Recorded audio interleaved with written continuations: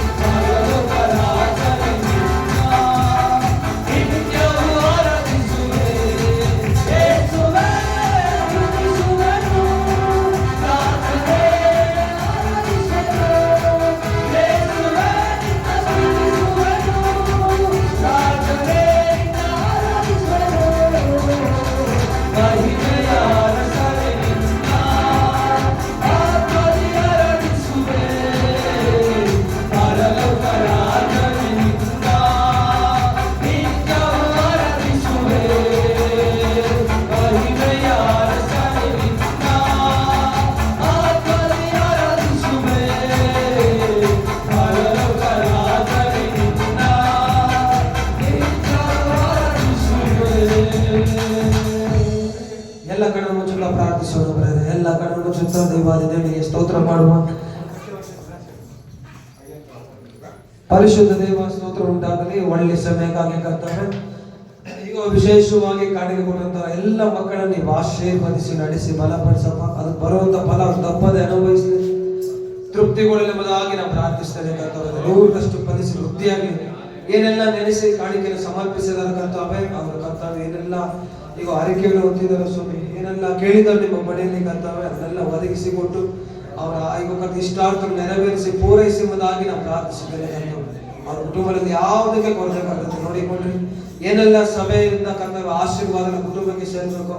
ಈಗ ನಾವು ಮನಸ್ಫೂರ್ತಿಗೆ ಆಶೀರ್ವದಿಸ್ತೇವೆ.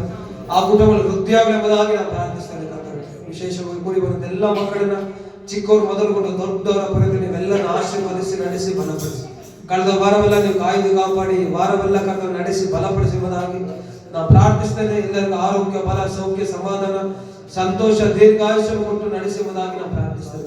ಆರಾಧನೆ, ಕೀರ್ತನ ಭಾಗದಲ್ಲಿ ಈಗ ಕರ್ತವ್ಯ, ಸಾಕ್ಷಿ ಭಾಗದಲ್ಲಿ, ಸ್ಪೆಷಲ್ ಆಡಲ್ಲಿ ಕರ್ತವ್ಯ, ವಾಕ್ಯ ಭಾಗದಲ್ಲಿ ವಿಶೇಷವಾಗಿ ಮಾತಾಡಿದ್ದೇನೆ. ಅದಕ್ಕಾಗಿ ಸ್ತೋತ್ರ ಮಾಡ್ತೇನೆ. ನಿಮ್ಮ ನಾಮ ಮಾತ್ರ ಮಹಿಮೆ ಉಂಟಾಗಿದ್ದಕ್ಕಾಗಿ ಸ್ತೋತ್ರ. ನಿಮ್ಮ ಕಾರಣಕ್ಕೆ ಒಪ್ಪಿಸಿಕೊಡ್ತಾ ಎಲ್ಲ ಸ್ತುತಿಗಳ ಮಹಿಮೆ ನಿಮಗೆ ಮಾತ್ರ ಸಮರ್ಪಿಸಿಕೊಡುತ್ತೇವೆ. ಯೇಸುವಿನಲ್ಲಿ ಬೇಡಿ ಬಂದಿದ್ದೇವೆ ಜೀವವುಳ್ಳ ತಂದೆ, ಆಮೆನ್. ನನ್ನ ಮನವೇ ಯೆಹೋವನನ್ನು ಕೊಂಡಾಡು, ನನ್ನ ಸರದಲ್ಲಿ ಬೈತು ನಮ್ಮನ್ನು ಕೀರ್ತಿಸಲಿ. ನನ್ನ ಮನವೇ ಯೆಹೋವನನ್ನು ಕೊಂಡಾಡು, ಆತನು ಮಾಡಿದ ಉಪಕಾರ ಒಂದನ್ನು ಮರೆಯಬೇಡ. ತಂದೆ ದೇವರ ಪ್ರೀತಿಯು, ಯೇಸು ಕ್ರಿಸ್ತನ ಕೃಪೆಯು, ಪವಿತ್ರಾತ್ಮನ ಅನ್ಯೋನ್ಯತೆ, ಐಕ್ಯತೆ, ಸಹವಾಸವು ಕ್ರಿಸ್ತನ ಬರೋ ತನಕ ನನ್ನಲ್ಲಿ ನಿಮ್ಮಲ್ಲಿ ಎಲ್ಲರಲ್ಲಿ ಸದಾಕಾಲ ತಗ್ಗಾಗಲಿ. ಆಮೆನ್.